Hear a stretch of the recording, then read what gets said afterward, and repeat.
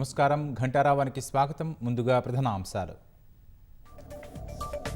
హైదరాబాద్లో eco tourism ప్రాజెక్టులకు CM శంకుస్థాపన. అటవీ పర్యావరణ హిత అభివృద్ధి కార్యక్రమానికి భూమి పూజ.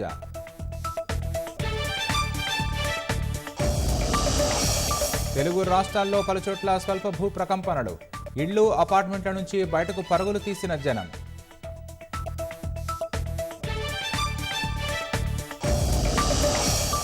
మహారాష్ట్రలో 10 రోజుల ఉత్కంఠకు తెర. సీఎంగా దేవేంద్ర ఫడ్నవీస్ పేరు ఖరారు.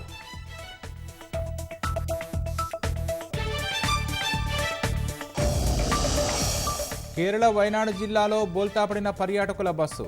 22 మందికి గాయాలు. అదృష్టవశాత్తు తప్పిన ప్రాణాపాయం.